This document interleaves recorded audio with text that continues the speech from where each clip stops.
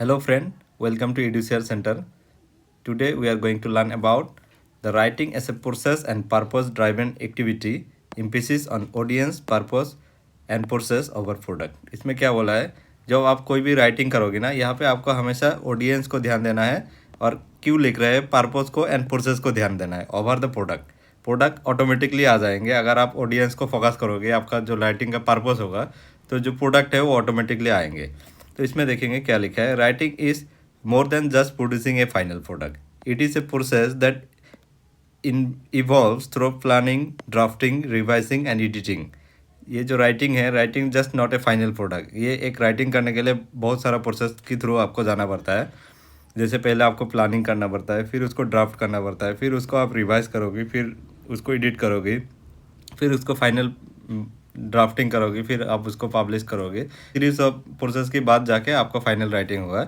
It is a purpose driven activity where the audience, purpose and process shape the content, structure and style of writing.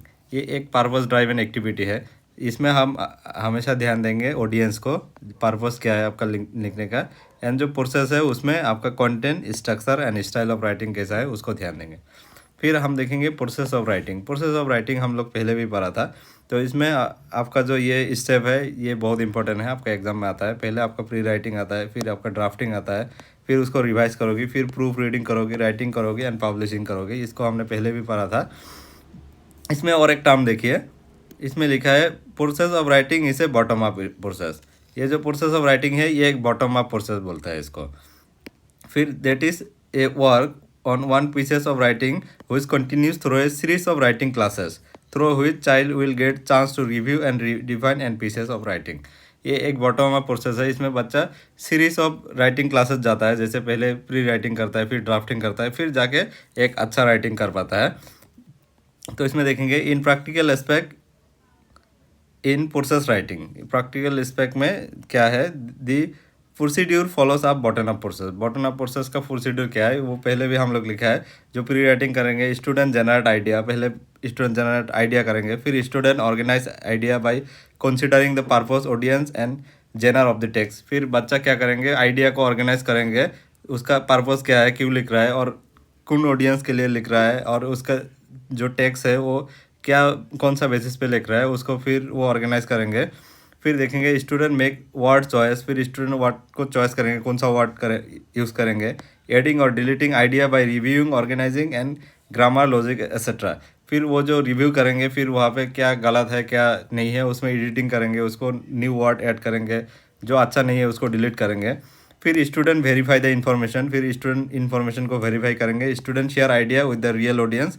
फिर जो student है वो real audience के साथ share करेंगे. कैसे करेंगे, और राइटिंग के through designing and publishing the final draft. फिर वो जो फाइनल ड्राफ्ट बनेंगे फिर उसको पब्लिश करा जाएगा.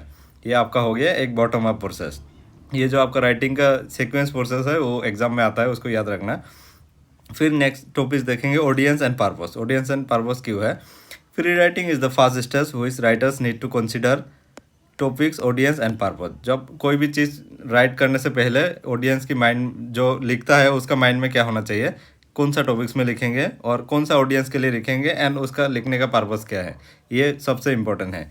Before putting pen on paper, good writers always keep in mind why I am writing, who is suppose to read this. जो अच्छा राइटर है वो पेन पेपर में लिखने से पहले वो अपना आप को क्वेश्चन करेंगे कि हम क्यों लिख रहे हैं और किसके लिए लिख रहे हैं. In other words, they have a clear sense of the purpose and the audience. In other sense उसको बोलेंगे वो जो जब लिखेंगे वो क्या पर्पस के लिए लिख रहा है और कौन सा ऑडियंस के लिए लिख रहा है. फिर देखेंगे understanding purpose. The different type of writing serve different purpose. जो राइटिंग है उसको डिफरेंट राइटिंग का डिफरेंट पर्पस है. जैसे किसी को टू इन्फॉर्म करने के लिए उसमें ऐसे राइट करेंगे, रिपोर्ट करेंगे, न्यूज़ आर्टिकल राइट करेंगे. टू परस्यूट कर लिए, ओपिनियन लिखेंगे, अपना प्रपोजल लिखेंगे. टू इंटरटेन, कोई भी चीज़ इंटरटेन करने के लिए स्टोरी लिखेंगे, पोएम लिखेंगे. टू एक्सप्रेस, खुद को एक्सप्रेस करने के लिए जर्नल्स लिखेंगे, ब्लॉग्स लिखेंगे. फिर देखेंगे understanding audience. Writing must be adopted based on readers age, interest and level of knowledge. जब ऑडियंस को कंसिडर करेंगे ना राइट करने के टाइम में, तो उसमें हमेशा रीडर्स का जो एज है, एज को कंसिडर करना चाहिए. आप अगर बच्चे के लिए लिख रहे हो तो उसके हिसाब से लिखना पड़ेंगे. आप अगर बड़ा आदमी के लिए लिख रहे हो तो उसकी एज के हिसाब से लिखना पड़ेंगे। फिर उसको इंटरेस्ट क्या है, जो लिख रहे हो आप वो क्यों लिख रहे हो, उसको अगर इंटरेस्ट आएंगे तभी तो पढ़ेंगे ना। And the level of knowledge, वो जो नॉलेज है उसका, जो जिसके लिए लिख रहे हो आप ऑडियंस के लिए, तो उसका नॉलेज कितना है उसके लिए लिख रहे हो। जैसे एक प्रोफेसर के लिए आप कुछ लिख रहे हो तो उसका आपका नॉलेज ज़्यादा है, उसकी लेवल के हिसाब से लिखोगे। एक नॉर्मल आदमी के लिए लिखोगे तो उसका लेवल के हिसाब से आपको लिखना पड़ेंगे। उसको बोलते हैं, ऑडियंस को हमेशा याद रखना चाहिए, और जो आपका लिखने का पर्पस वो हमेशा पर्पस होना चाहिए। इसमें देखिए एम्फेसिस ऑन, ये प्रोसेस नहीं, ये पर्पस होगा। Purpose, audience, process over product. तो इसमें क्यों आपका एम्फेसिस होना चाहिए purpose, audience, process over product का, इसमें देखेंगे हम। A strong writing process lead to a more effective product. जब एक स्ट्रॉन्ग राइटिंग करेंगे ना, उसमें आपको प्रोडक्ट ऑटोमेटिकली आपका स्ट्रॉन्ग प्रोडक्ट आएंगे। Focusing on audience and purpose ensure that writing is relevant and impactful. जब हम ऑडियंस एंड पर्पस को फोकस करेंगे तो वो जो राइटिंग है वो रिलीवेंट होगा एंड इम्पैक्टफुल होगा। Writing is not just about the correctness but also about clear communication. आप कोई भी चीज़ राइट कर रहे हो, इसमें सिर्फ आप करेक्टनेस के लिए नहीं कर रहे हो, ये एक कम्युनिकेशन कर रहे हो। आप कोई भी चीज़ थ्रू राइटिंग आप कम्युनिकेशन कर रहे हो, कुछ चीज़ आप बताना चाहते हो ऑडियंस को।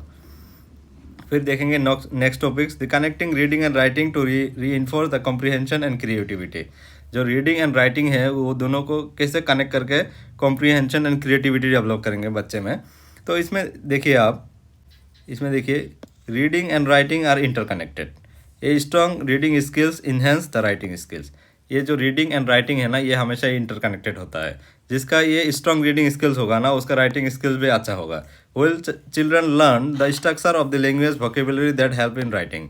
जब बच्चा कोई भी चीज़ लर्न करता है ना, तो उसको पहले बच्चा जब कोई भी चीज़ को रीड करता है ना, तो उसमें क्या होता है, बच्चा वोकेबुलरी सीखता है, वो जो सेंटेंस का स्ट्रक्चर सीखता है। तो जब वो लिखने जाता है ना, वो जो उसका माइंड में स्ट्रक्चर बैठ गया, उसका जो वोकेबुलरी अगर अच्छा होगा ना, तो अच्छा राइट कर पाएंगे। इसलिए बोला है जो अच्छा होगा रीडिंग करने में, उसका राइटिंग स्किल्स भी अच्छा होगा। ये देखिए reading and writing enhance the comprehension and creativity. Next topic देखिए, reading comprehension and creativity thinking are closely intertwined with writing. ये जो reading comprehension and creativity thinking है, ये दोनों इंटरलिंक है, दोनों रीडिंग एंड राइटिंग के साथ। Will student read they engage with the text, make connection and analyse the information. जब बच्चा रीड करता है, वो क्या करता है, कोई भी इन्फॉर्मेशन को एनालाइज करता है, वो अपने आप को कनेक्ट करता है। The active reading process help in developing critical thinking such and inferences, interpretation, evaluation and synthesis.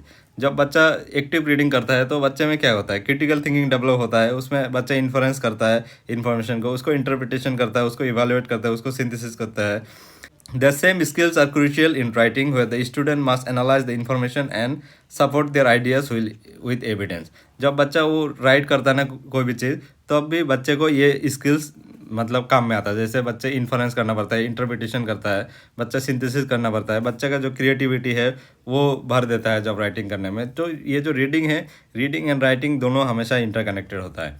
इसमें देखिए लास्ट पॉइंट लिखा है, a good readers will become a good writer. जो अच्छा रीडर्स होगा वो गुड राइटर्स होगा। तो ये वीडियो बस इतना ही। Thank you for watching this video and see you in the next class.